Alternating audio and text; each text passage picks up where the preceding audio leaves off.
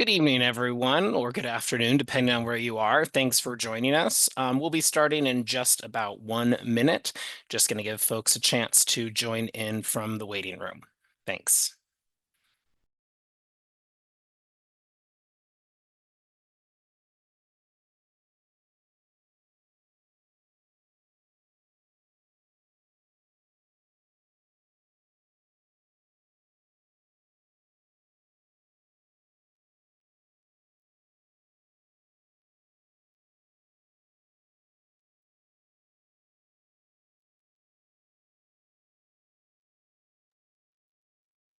Good evening, everyone. We're going to get started in just a few seconds. We're giving everyone a chance to join in from the waiting room. Thanks for being here.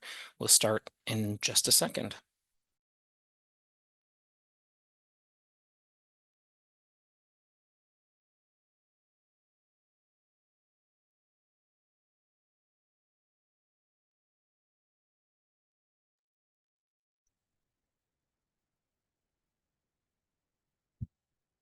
All right.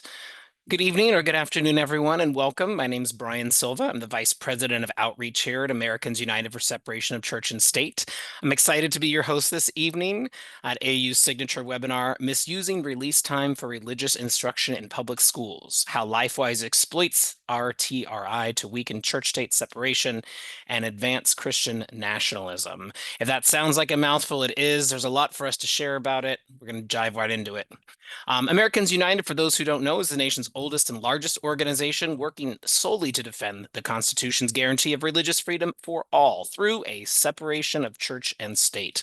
Founded by clergy and secular leaders, we bring together people of all religions and none to protect everyone's freedom to live with themselves and believe as they choose and stop anyone from using their beliefs as an excuse to harm others. Church-state separation is the shield that protects the rights and freedoms we all care about. Inclusive public schools, reproductive freedom, LGBTQ rights, racial equality, a pluralistic democracy, and more. We fight in the courts, legislatures, and the public square for freedom without favor and equality without exception. You can find out more at au.org or on social media at Americans United. I'm also thrilled to welcome our co-sponsor for this event, the Secular Education Association. They are a group of dedicated parents, families, and community members who value the separation of church and state and respect diverse beliefs and parental rights and are fighting tooth and nail against folks like LifeWise. You can find out more at seculareducationassociation.org. Our interpreter today is Patty Plummer. To enable ASL interpretation, click the interpretation icon, looks like a globe, in your Zoom toolbar. If you don't see it, you may need to update your Zoom client. It is not a feature that's available if you are using your browser instead of the Zoom app. For closed captioning, or CC, click the CC button in your meeting controls at the bottom as well to enable live captions. We want to leave time for questions, so you're welcome to post questions at any time in the Q&A box. That's also down at the bottom under your control panel, and we'll do our best to lift up as many as we can during the discussion. And finally, please note this webinar is being recorded, and all registrants will receive a follow-up email tomorrow with the recording link and any resources or toolkits or links shared during the session. Let's get into it. In 1952, in a 6-3 decision by the United States Supreme Court, they held that a school district allowing students to leave a public school for part of the school day to receive off-site religious instruction did not violate the Establishment Clause of the First Amendment. This arrangement is known as Release Time for Religious Instruction, or Release Time, or RTRI. And Americans United and our partners at the Secular Education Association and many others believe that the court got it wrong and continue to push back against it, and the organizations seeking to take advantage of it, like LifeWise Academy, which you'll hear more about on today's webinar. And now let me turn it over to our first panelist. I'm excited to introduce Ian Smith, who is a staff attorney here at Americans United. Hello, Welcome, everyone. Thanks for the introduction, Brian. As you said, I'm Ian Smith. I'm a staff attorney at Americans United. I've been here since 2008, so this will be my 17th year as a church state attorney. So I'm going to give you a little history of release time and the law behind it and how it's changed over the years. So to do that, we have to go back actually a little earlier than 1952. We actually have to go back to 1948 and a case called McCollum versus Board of Education. And in that case, the Supreme Court struck down a system where a school district had entered into an agreement with a group of religious leaders to let them have religious instructors come into the school where they gave them a classroom, and then they would release students into the classroom on parent request to go and have religious instruction. Supreme Court struck that down. They said that that was the school using the compulsory machinery of the public school system to funnel students into religious instruction. They said that's not separation of church and state. Fast forward to 1952, and we have a case called Zorak v. Clawson. It's out of the state of New York. And so what this school is actually based on a law in the state of New York that allowed public schools on parental request to release students from custody, where they would then go off campus and attend religious instruction. And the Supreme Court said that this was constitutional for a variety of reasons. But the reason I bring up McCollum is that to understand sort of the outlines of the law around release time instruction, you have to understand the differences between McCollum and Zorak, right? And so the main thing is off campus, right? So you're not using the school grounds. The school's not involved in the administration. In McCollum, the school was involved in various ways in the administration of those religious classes in a way that was not present in Zorak for the most part. And then also in a lot of ways in McCollum, the school was sort of encouraging students to take religious instruction. And they said, the Supreme Court said in Zorak that they were not doing that, right? That they were just making it available to parents, right? So when we traditionally talk about Zorak, what we say is that what it means is that any release time education has to be off campus. The school, there has to be on parental request, right? The school cannot encourage students to take any release time instruction. They can't be involved in the administration of the release time classes, except for some very limited administrative work, like in knowing who's going to be let go, right? The school has to know who's getting let out and when they're coming back and whether they went to the class or not, right? Like that is okay, but beyond that, it gets a little dicey. And the last thing is, sorry, I lost my train of thought. So off campus can be involved in the administration, and students can't be punished. The students that remain behind cannot be punished for not doing release time instruction. Really, this is supposed to mean that they continue their normal educational duties. And so those outlines set up how we think about release time even today.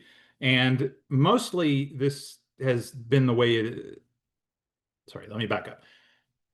What Zorak does, it's important to know what Zorak does and doesn't do, right? So those are the outlines for what a legal release time program looks like. But Zorak does not require public schools to release students in the way that Zorak allows.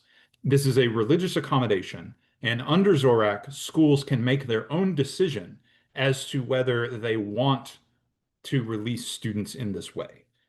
And for most like public school districts for most of the 20th century, that was the way it stayed, right? That was the way things were.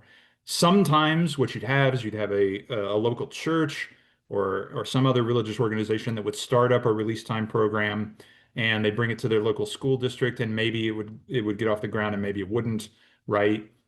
But it was never, for most of the 20th century, it wasn't a super organized thing.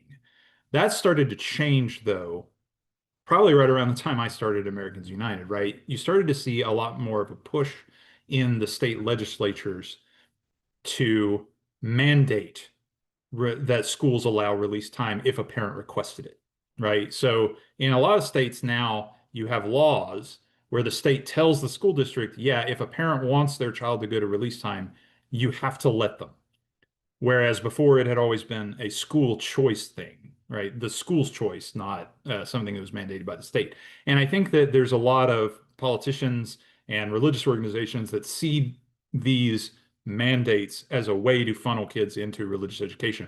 Which brings us to LifeWise, which in my experience is probably the most organized release time program I've seen. It's certainly in my 17 years here and probably in the history of what we call release time programs, right? Really, LifeWise is it started in Ohio, I believe. It's all over Ohio. Now it's spreading out to multiple other states.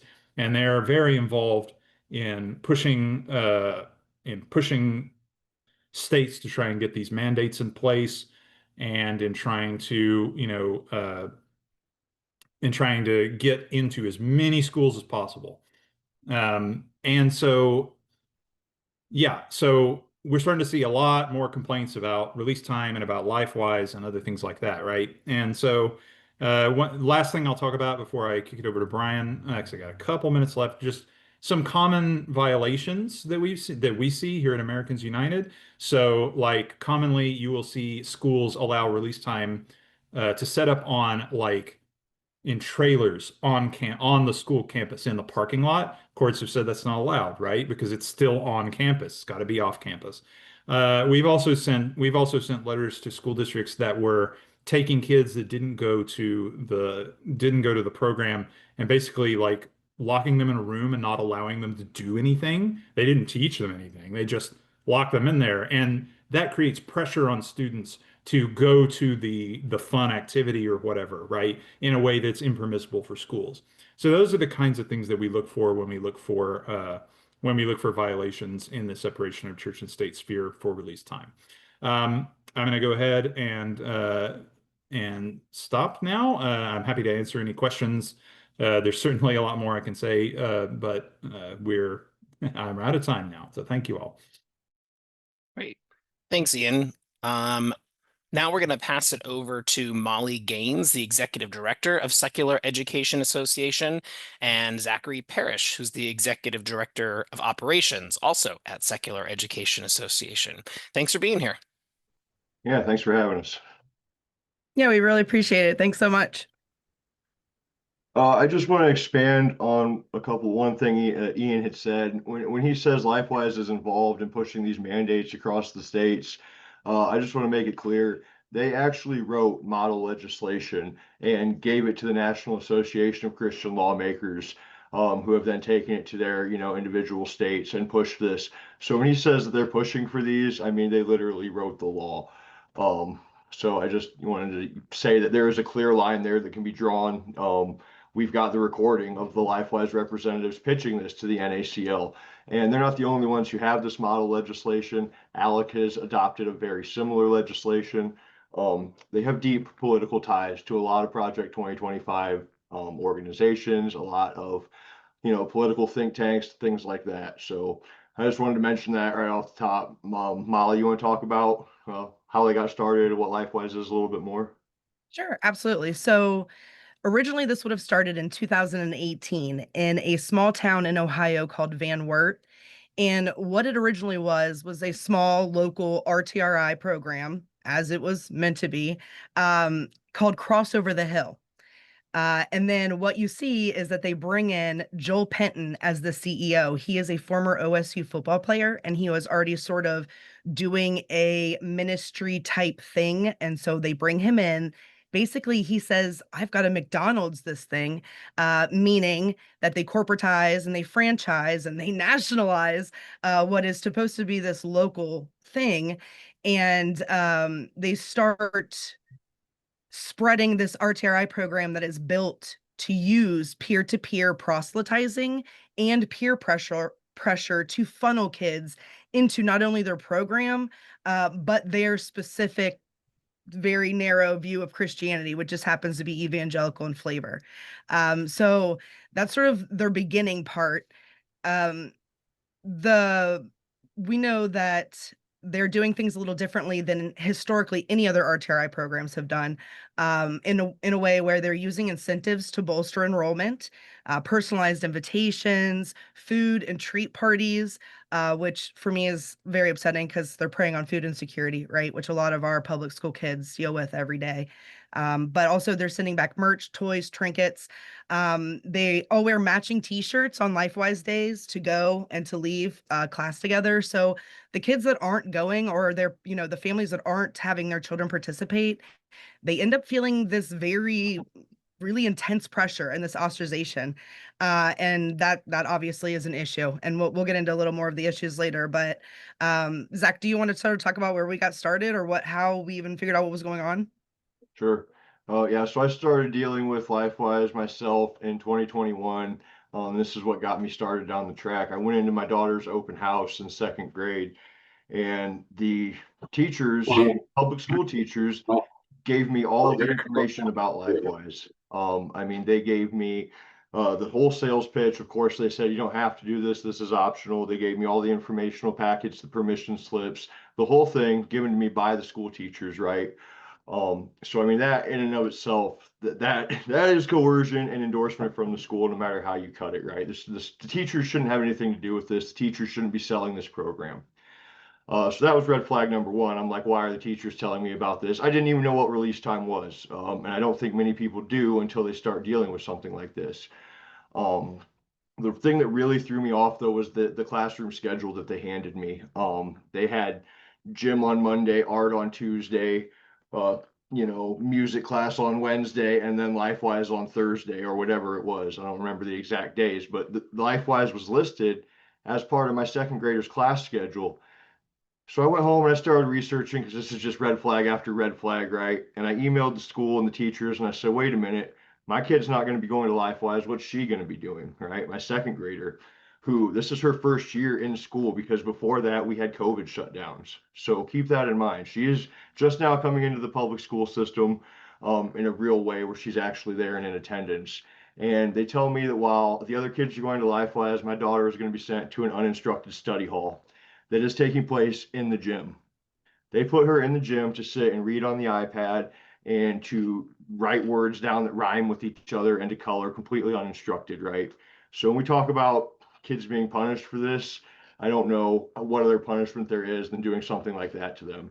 So as a father, I was clearly enraged, right? I reached out to the Freedom from Religion Foundation. They sent a letter to the school for me. Thankfully, they were a lot of help. Um, but the school didn't care. They just said that I was lying, despite the stacks of evidence that I still have. I still have all the emails from the teachers. I still have that original classroom schedule that I was given. They just said, no, he's lying. And they did the exact same thing next year in third grade. So that's how I got started down this path. Out of frustration, I posted everything on Reddit, and that post got a lot of traction in the atheist community there. And I think that's where Molly kind of comes in here. And Yeah, real quickly, I won't take up much more time with that, but I was basically seeing the red flags in my own district and around me. And by red flags, I mean literally the red yard signs that say during school hours. And I've always been an advocate for the separation of church and state. And so that immediately I was like, what are we talking about here? And when I started looking it up, clearly there was nothing in opposition except for one post on Reddit. And I realized very quickly that Zach's experience was not going to be a one-off, that this was going to be something that parents all over were going to be dealing with. And at that time, I thought maybe only the state of Ohio. Unfortunately, I was wrong, and it turned out to be nationally. So we decided to band together, use the power of all of us parents, not just parents, but grandparents, community members, taxpayers, and start to sound the alarm, right? Because what they like to do is to get in very behind the doors and in a sneaky manner, right? They don't like to advertise necessarily until they already have their hooks into a district. And so we started to see these experiences, and I have a few of them here that I wanted to share with you guys. I'm not going to read them verbatim, but this is just a few that we have. I recently joined because my kindergartner came home in tears. She is being pressured to participate in LifeWise Academy. They send home a permission slip every single day. So we have things like that go on. We have Jewish children who are coming home crying, asking why they can't believe in Jesus, why they have to be Jewish because they want to go. They don't understand why they don't get to go on this, seemingly fun field trip in the middle of the day.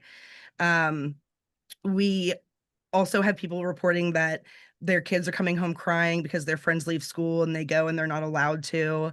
They don't understand why they're not allowed to.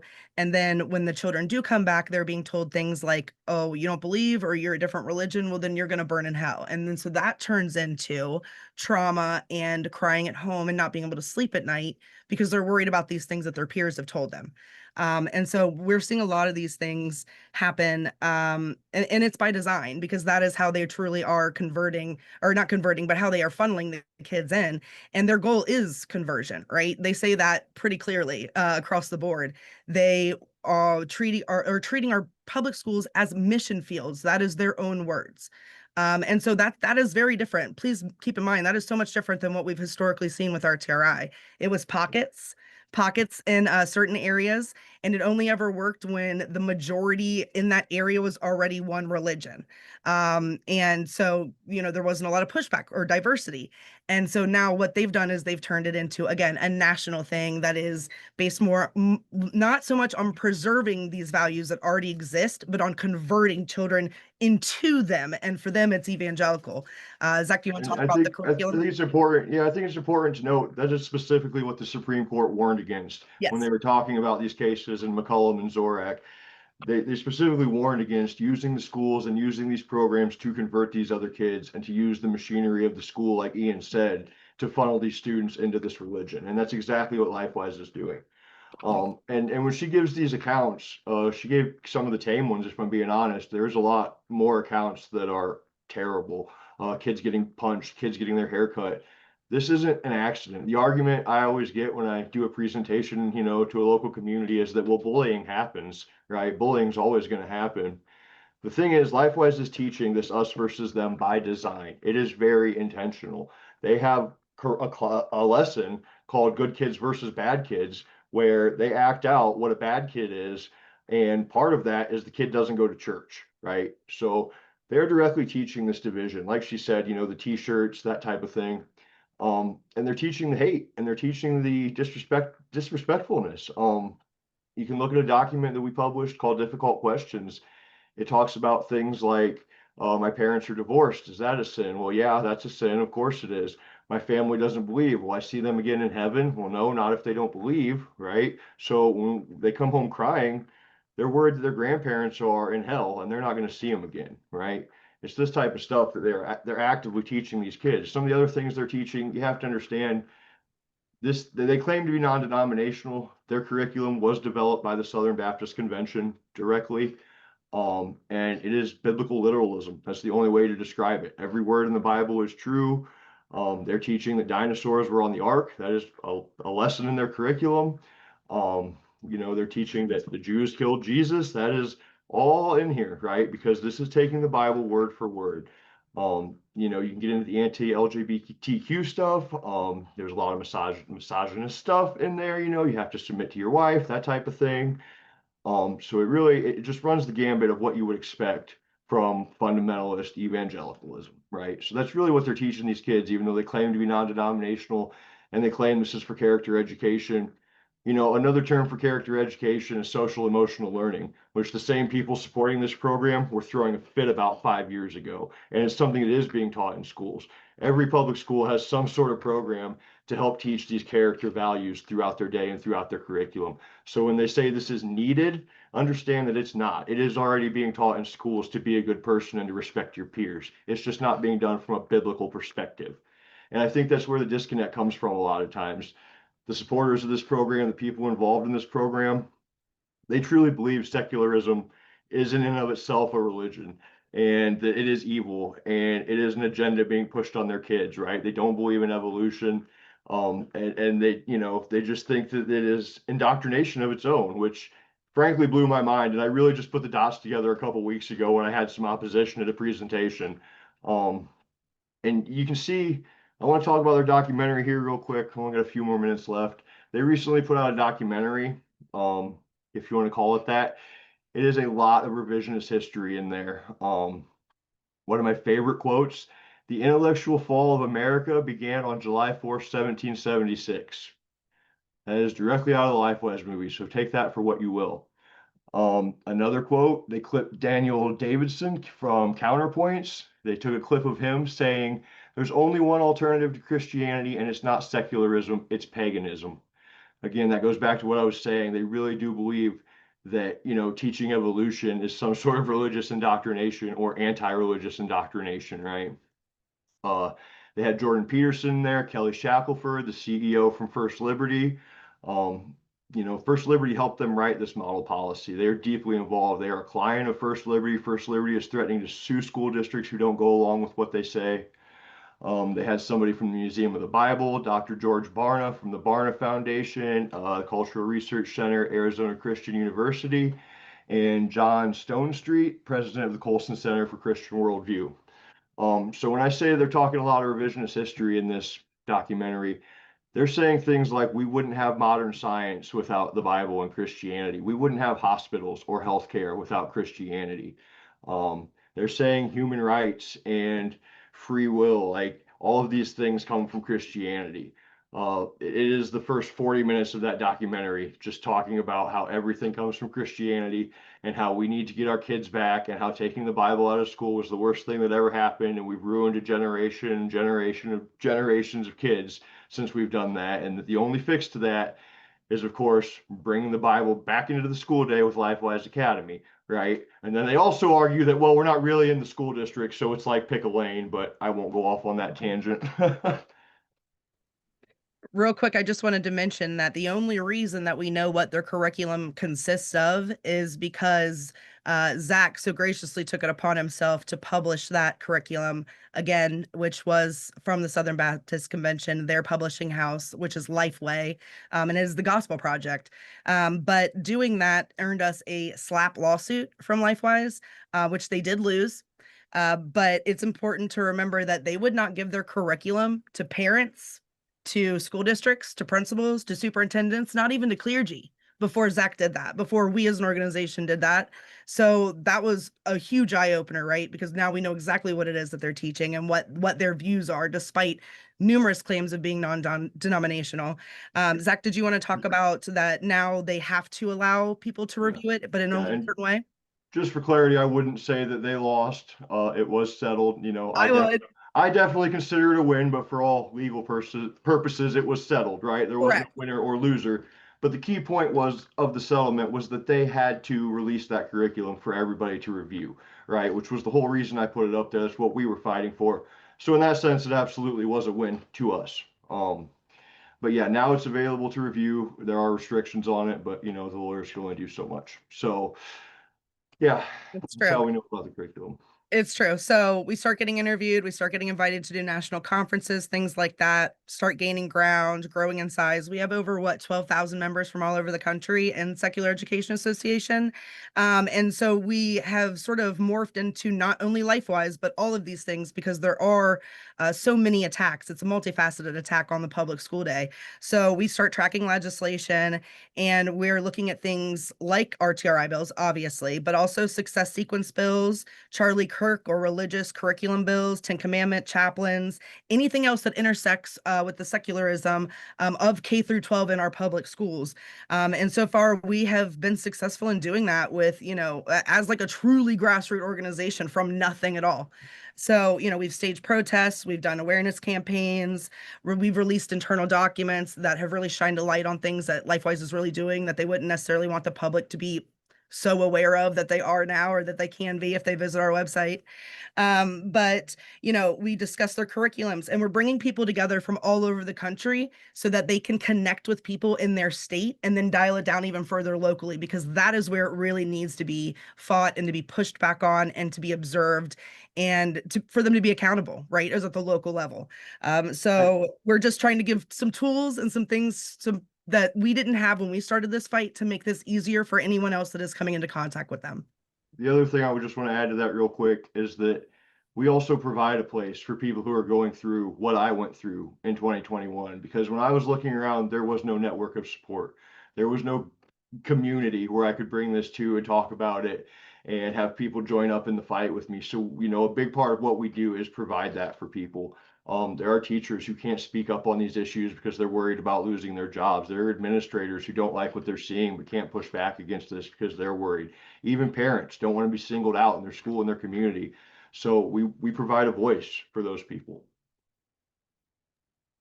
Great. Thank you so much for being on here, and we will bring you back on a little bit later when we get to the Q&A section.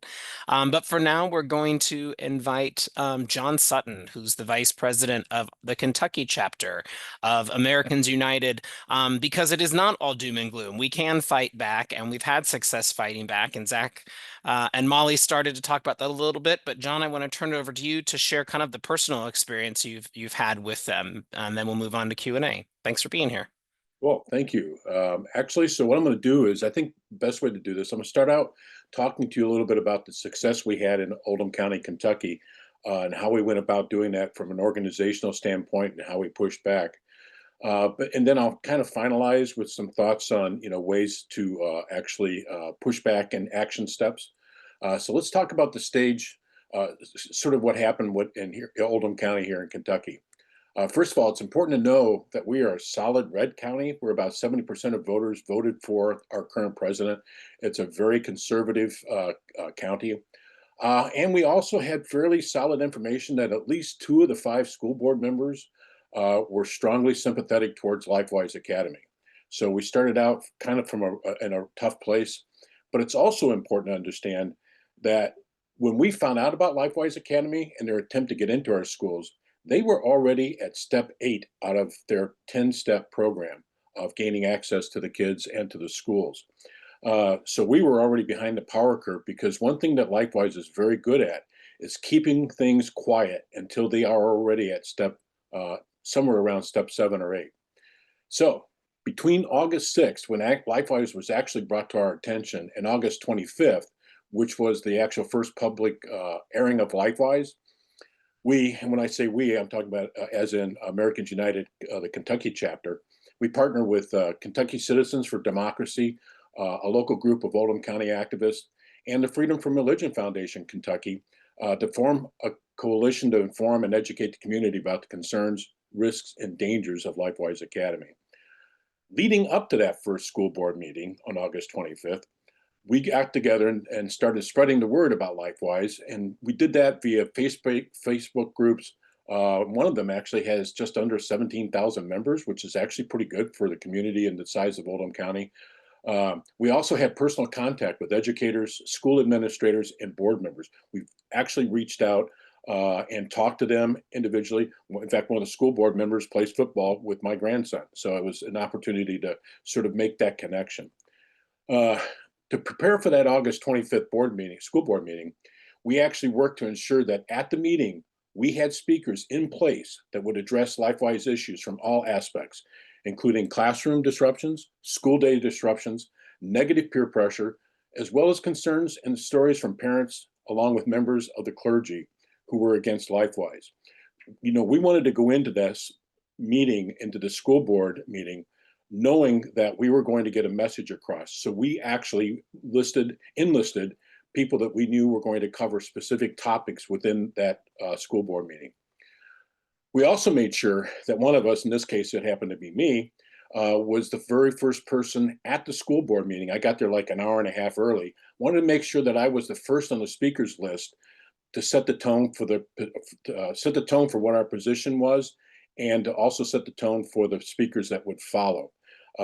My experience is, and not just this school board, but if you get there, if you're the first on the list, the school board will go down the list of speakers in the rank that you actually sign up. So that's kind of an important thing.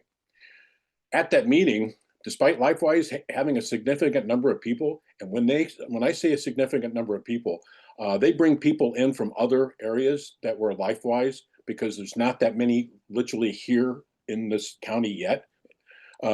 But they were all dressed in their red shirts. They brought their kids, their grandparents, and it was pretty impressive to see them. So despite them having a significant number of people in the audience and a number of speakers, it was clear, quite frankly, that to most of us anyway, that our plan of speaking first and carefully covering all the aspects of LifeWise methods and their impact on the school kids was more effective. So after that August 25th meeting, we were pretty sure the school board had enough information that they were likely to vote at their next scheduled meeting on September 22nd. So I scheduled a meeting with a well-known writer. Actually, he happens to be a Pulitzer Prize winning writer and investigative reporter, with the Courier Journal, which is the largest paper in the state of Kentucky, hoping that he would take interest in writing an expose article about LifeWise Academy, and he did. In addition to that, in addition to the meeting with him, the journalist, we actually ran a full-page ad. We ran a full-page ad the week prior to that September 22nd meeting, thinking that they were going to vote. And we did that in a smaller local newspaper with a public call to action that included statements of concern from well-known and respected school administrators, as well as we had QR codes in that ad that linked to the school board members' email addresses, and also to a 3-minute chalkboard video created locally, which does a good job of explaining what LifeWise is. And by the way, that chalkboard video and any materials we're talking about will be available after the meeting via email. Because of that combined social media, newspaper coverage, phone calls to local news stations, we actually had a significant presence of coverage from local news and TV outlets. And then, despite our belief that the school board would vote on the 22nd, they decided to wait until they had direction from the Attorney General's office. So they scheduled a special meeting for October 8th solely to address LifeWise.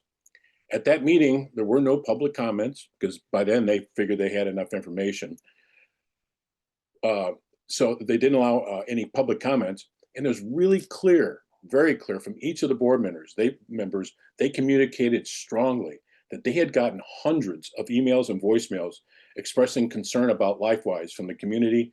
And ultimately, all five board members, including the 2 that we know for sure were sympathetic to LifeWise, because we had done an open records request on emails and communications that these teachers and these board members had with LifeWise. They voted against allowing LifeWise into our schools. It was a big deal. A couple of takeaways and actions. And this is probably the most important thing that I think that you take away from what I'm talking about. Don't wait to find out if LifeWise is working to get into your schools. And this applies to whether you're a shall or may state. We didn't talk too much about that. Kentucky's a may state, which means that the school board actually has the decision-making ability to say no to a LifeWise type organization coming into the schools. Ohio and Indiana are what they call shall states. Unfortunately, they don't have that. If LifeWise shows up at the doorsteps of the school system in the state of Indiana and Ohio, they have to let them in. So the more you know, the better prepared and effective you're going to be. Don't wait to find out like we did when they were at stage 8. Contact your school board members. Start attending school board meetings. You know, it's kind of one of those things that it's kind of a drag because they're usually right at 5 o'clock. They're right as the school's closing and all that kind of good stuff. But it's really important to make personal relationships with your school board members and the administrators, because it does make a difference. Being able to talk to someone and when they're used to seeing your face at least occasionally makes a difference. Because here's this, LifeWise is a non-local organization. Non-local. These guys are not from the community other than they've come in there to open a franchise. And they're trying to weasel their way into schools. So be proactive in getting to know and build trust with your school board members. Lastly, start now. Start now in learning who is running for your school board in the next election. LifeWise has been playing the long game, and we know that they have strategically run candidates that are sympathetic to them. Consider running for school board yourself. I mean, what better way to ensure they aren't successful, or at the very least, that they're held accountable? Those things really can make a huge difference in the community. The other thing that I've got, and I'm not going to go through them in detail because it's quite lengthy, but David Morris is someone's going to send it out via email, but it's a list of, it's actually 7 pages long, and it sounds like a lot, but there's some very detailed information I put together that will help communities, either whether LifeWise is already there, whether they're thinking about being there, or if you just want to learn more about how to push back. Because at some point, guys, these folks are going to be in your state. They have been very prolific and being very quick to get on the ground, and they're very quiet about it. And unfortunately, it's sometimes too late before you know what's going on. And a lot of these things that I've put together are really, really strategic. You know, just making sure that you talk to the people that at your schools. In addition to that, if they get into your schools, different ways to push back, holding them accountable. And with that, that's really what I had. You know, the biggest thing that we learned from this whole process is that each of these individual organizations within, in our case, in this county, Kentucky Citizens United for Democracy, Americans United, FFRF, all of these groups had each other's backs. You know, we're at a time now when everyone has to come together, pool their volunteer resources, and in some cases, pool financial resources to push back on groups like this as they make their way through our systems. So with that, I think at some point we have time for you for questions. So I'll let you guys, Yep. Brian take that back. Great. Yeah. So now we're going to bring our all of our panelists back on so that we can take some time for questions. We've had a lot of action in the Q&A portal. So I'm actually going to start off. We try to answer a lot of questions in real time when people ask them by typing them out. So just so folks know, you can also see the answered tab in the Q&A section to see the questions that have been answered. So I'm just going to go over a couple of those. Are there religions other than Christianity that use release time? Ian answered yes. In fact, the Zorak case was about Jewish parents wanting to send their kids. So that was a good one to highlight.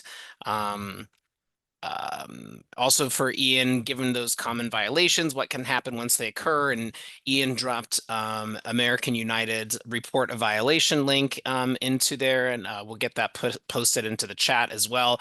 It's good, as John was saying, to be prepared and to react, but also know that there's a lot of resources, and our report a violation form is for AU one of the best places to go to. And let's see, a lot of folks asked about lawsuits. We do usually try at AU to resolve things pre-litigation. But we do also file lawsuits when needed, not just on this, but other issues as well.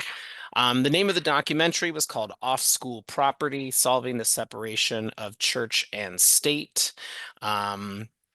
And yeah, I think that's kind of a good overview of some of the questions that were asked. So now we're going to dig into the additional ones. So one of the questions that popped up all over the place was kind of like, is LifeWise in my state? Is LifeWise in my town? Where can I find out where LifeWise is? Molly and Zach, I know folks are also really interested if there's a map tool that might be coming out soon or coming out soon. Sure. So why don't we pass it over to y'all? Yeah, so it's important to know LifeWise is in 30 states, over 30 as of now. So chances are they are in your state. Whether or not they're in your district is, it's a different story. If you go to our website, we have a spreadsheet you can look at that shows what steps they're on. If you go to our resources tab, we've got a spreadsheet that lists all the school districts. They have a 10-step process. Step 1 is collecting signatures. Step 6 is getting school board approval. That's a really important one. And then step 10, their program is live. So you can go look at our spreadsheet and see if your district is on there, see what step your district is on. We are working on a map to hopefully have that out soon. It's being constructed right now. Yeah, so, and I know John mentioned, and I saw one of the other questions, so let's go ahead and hit on that now. John mentioned that Indiana and Ohio are shall states versus Kentucky being a may state. We also have a map that will show you what your state is. We have a link that'll list the specific state laws in your state, if there is any states. There are 2, 4, 6, 8, 10, 12, 14. I've got 15 shall 16. states. There's 16 shall states. 16 shall states. And when we say LifeWise is, pushing for this legislation, 3, 4, 5, 6 of those states changed their laws in the past year and a half because LifeWise was lobbying. And one of the things we're concerned about in Kentucky, because one of the senators in our district for the school district has told me personally, one of the state senators, that she is going to lobby very strongly to make Kentucky a shall state as opposed to a may state, because they've lost. They've lost now several battles, and they will probably lose Jefferson County, which is one of the largest school districts in Kentucky. So that's a pattern. That's exactly what we saw in Indiana and Ohio. I Yeah. was going to say that that's absolutely how they do things. So in is. Ohio, the minute we started to push back, the minute our school district started to say, wait a second, we can say no to all this mess, was the very second that they unfortunately were able to lobby our very questionable legislature in Ohio in order to force our districts to do that. And so I believe that they will use that same plan over and over and over again, and it will continue to target laws that are may or states that have no law at all. Because please understand that if you have no law at all, your state is functioning as a may state. So in the grand scheme of things, they are going to be either making laws that mandate RTRI or changing laws that exist that are permissive and making them mandatory. So making schools cooperate with LifeWise and other organizations like LifeWise. Which reinforces the whole idea of becoming involved early. Don't just wait and assume things. Find out, ask questions, make phone calls, send letters to your representatives. Don't wait until it's too late. Yeah. No. And LifeWise, by their own claims, say that they have pending legislation in 11 states. They said that in August, that they have 11 states where they have legislation coming up about release time. I'm on legislative trackers. I'm sure if the guys at AU are watching legislative trackers, there's not 11 bills that have been introduced yet. So that just tells you the kind of backdoor deals that they're doing. So Yeah, great. Thank you. I'm just coming back into here. So Anita had asked, I think we kind of talked about it, what laws is it that they're attempting to change? And what we heard is that it's able to happen now in basically any school district, because every school district can pass that if they want, but the laws that they're kind of targeting is to make it so that every school has to vote on a policy. But you can still fight back. Even if they have to vote on a policy, a vote has two sides, and that side can be no. And we've shown that we can push back and defeat those. John, were you going to say something? Yeah, I was just going to say this list that it'll be provided that Dave's going to send out via email.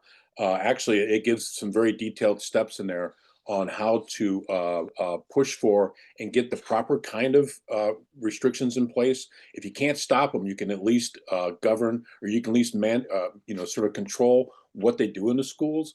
And so if this paperwork has a lot of really good information on how to do that step by step.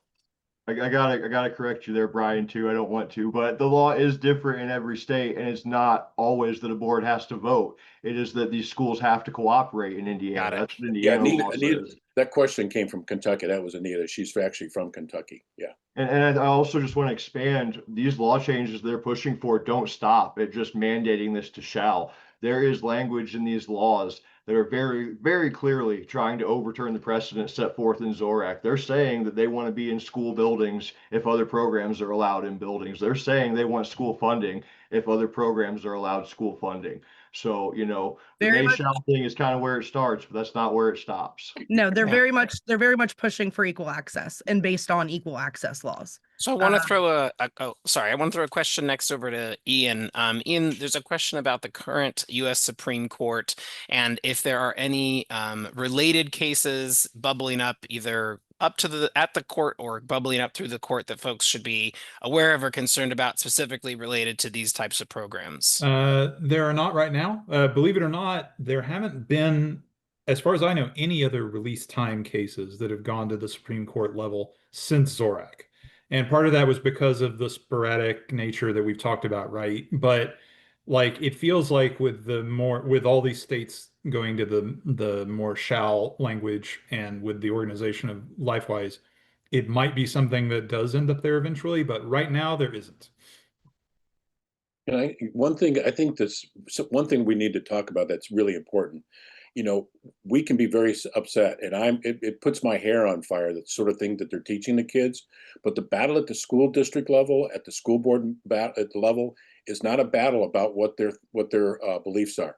The battle is what this program is going to do to their instruction time in the classroom, how it disrupts the classes, bringing buses to the property, taking kids out of the building onto a bus, bringing them back in. You imagine what that looks like, all right? So that is the battle that has to be fought with the school board. Like I said, it puts my hair on fire knowing what these folks are teaching. But quite frankly, if they wanted to teach our kids that, unicorns poop jelly beans, they're allowed to do that. This process is about making sure that the schools know that that it's going to be disruptive to the classroom and to the schools.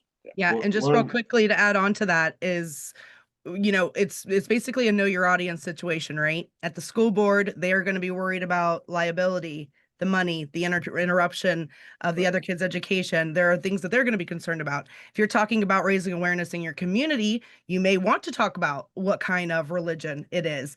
You may want to talk about their subpar background checks. You may want to talk about their ties to Project 2025 and these, super conservative organizations. What we always say at Secular Education Association is whatever your specific issue is with LifeWise or RTRI programs like LifeWise is absolutely legitimate. But the key is to know who your audience is so that you're presenting them with the information that can truly change the tide. Right, because at the school board levels, they can't, because that's the way the law's written. They cannot consider what those beliefs are. They can be anything, as crazy as that is. They can be anything. That's not the battle that you want to fight in front of a school board. No, But and it is the discussion to bring to churches. I mean, yes, because they don't have support in these local communities without these local churches. And a good example of that is the Catholic Church, who, if you look back when they first started, kind of supported LifeWise, and they have since pulled back from their support in a lot of areas because they are not teaching the same doctrine, right? So, yeah, like she said, you really just have to know your audience, but you're absolutely right. At the school boards, you want to talk about the things the school boards are going to care about. So one of the questions that we got from a couple of folks is they said they live in a community where LifeWise has already taken hold or been approved. So kind of building off of what you were just mentioning, what can folks do, or what would you encourage folks to do if either that policy has already been approved or LifeWise itself has already been approved and is operating? I think at that point, the biggest thing you can do is raise community awareness, let people know what's actually being taught there. And again, it's going to depend on the makeup of your community. There are a lot of communities who are going to be fully on board with what's being done here, right? And the few that aren't are going to be the minority. That's a tough situation to be in. That's where I was in when I first started fighting this. But the main thing is to just watch. You have to watchdog. You have to watchdog these programs, how they're operating, what's happening at the school. Make sure these lines aren't being crossed. If you want to see some examples, we have 5 or 6 pages worth of things that we consider problematic. Not all of these things are violations per se, but they certainly look like endorsement. Many of them are clear-cut violations. There's a lot of entanglement. If you want to see what some of the examples look like, you really just have to watch for that. Talk to your community, talk to other parents.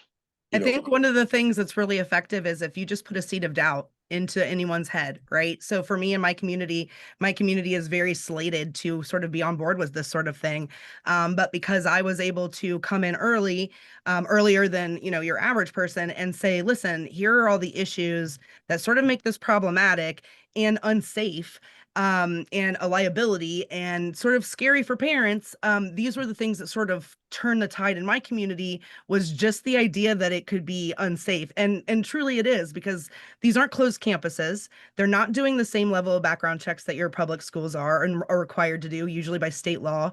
And so, we all know how predators do their thing, and they will get into any way they can. And so we see a lot of that, and it's concerning. And so any seed of doubt, whatever it is that you think will work, whatever it is, all of the things that can be concerning, the safety stuff, the liability stuff, the bus drivers, all of it.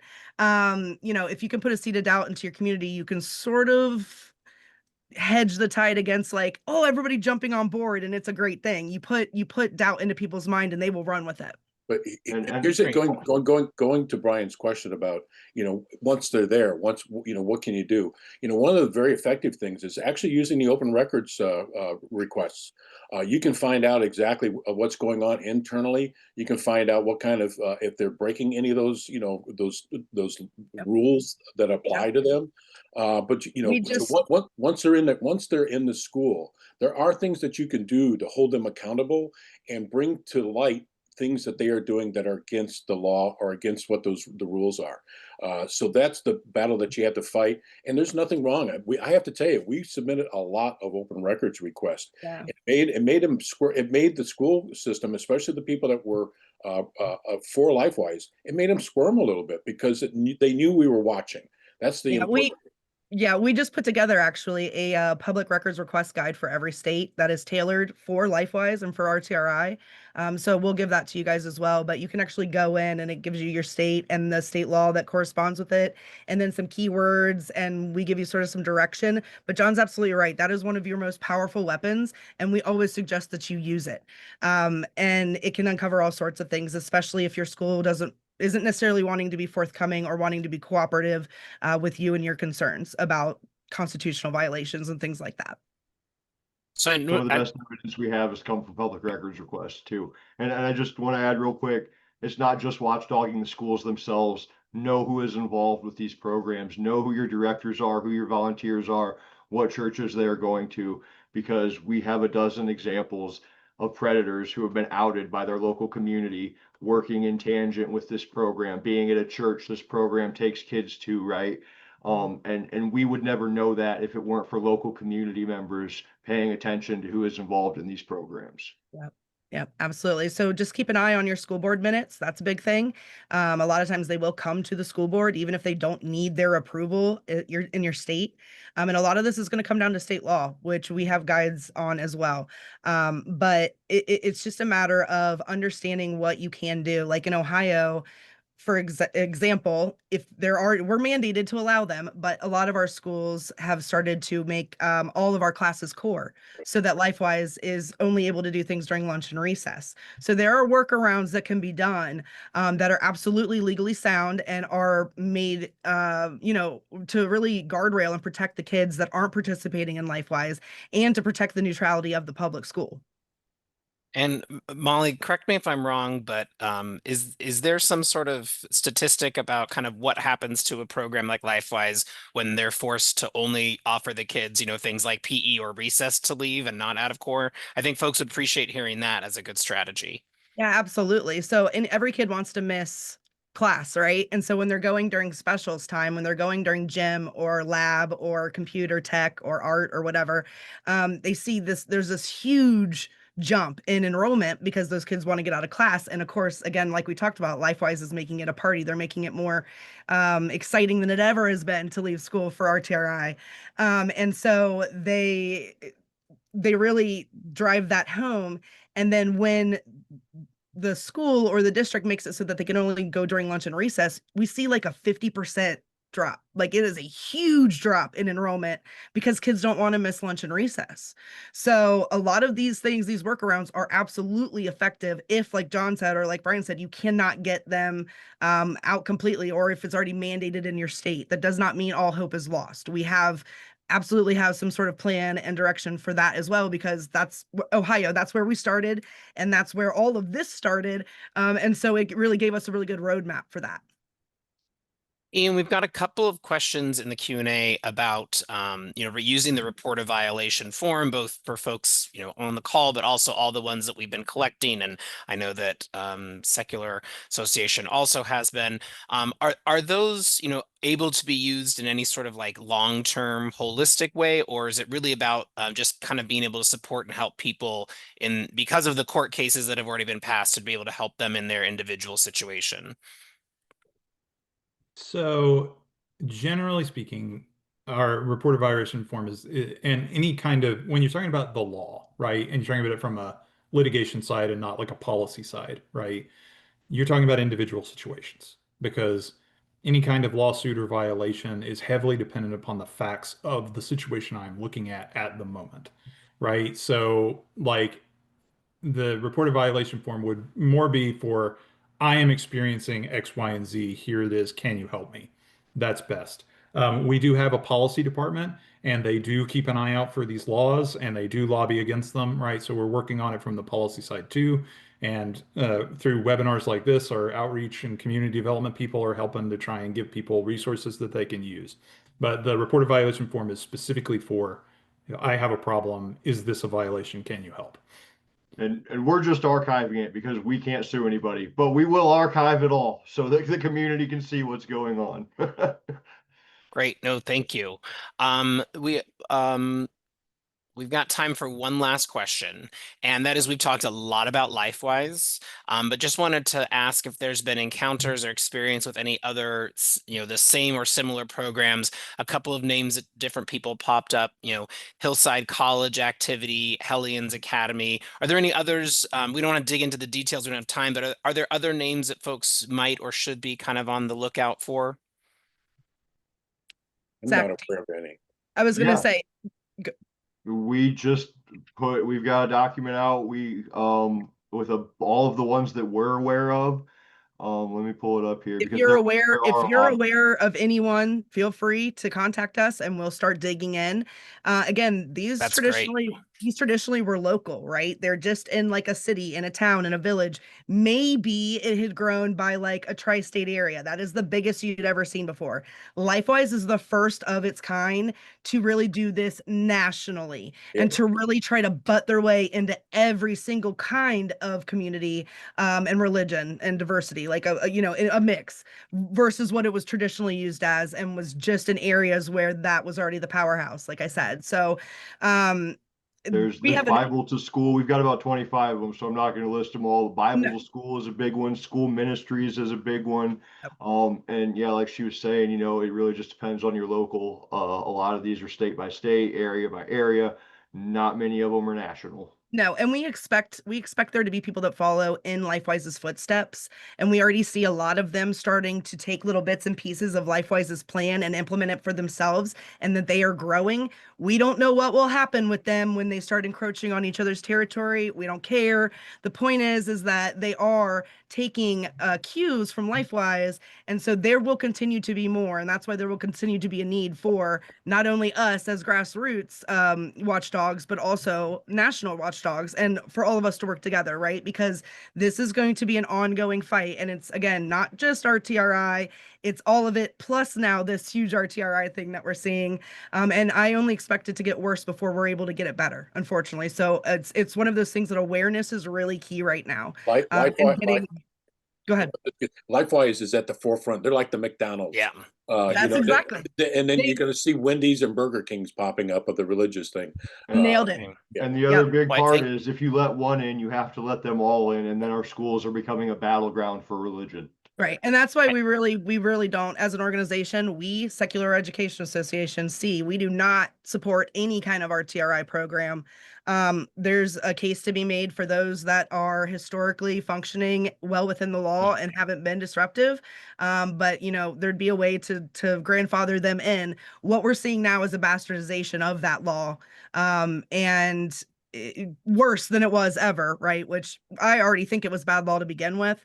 You'll have to go and look at some of the dissent information, but it's crazy. Should have never been passed to begin with. But we don't support any kind of RTRI program, regardless of ideology. It just so happens that LifeWise has a very scary Christian nationalist aligned ideology, and theirs is the most prevalent right now. I think that's a great note to end on. We all kind of feel like the law started off poorly, and we're all going to keep fighting together to push back on this in multiple ways. I want to thank everybody for joining. I want to thank Americans United. I want to thank Secular Education Association. That's au.org or seculareducationassociation.org. I want to thank all of our panelists, John, Zachary, Molly, and Ian, and to all of you attending tonight. Thank you so much for coming. Thank you for all your fantastic questions. We always try to get to as many. We answered 42 questions tonight, either in the chat or live, so that's pretty great. And you'll all get a copy of this recording tomorrow, along with a link to all of the resources, as well as a few others when you get a chance. I am going to put a special plug in for that YouTube video of what is LifeWise in 3 minutes. You'll see it on Secular Education Association's YouTube page, and it's also on AU's RTRI page. It's a great thing to share with folks if you're like, I just want to teach you what LifeWise is to start. Thank you, everyone. Have a great night. Bye-bye. For having us. We appreciate it.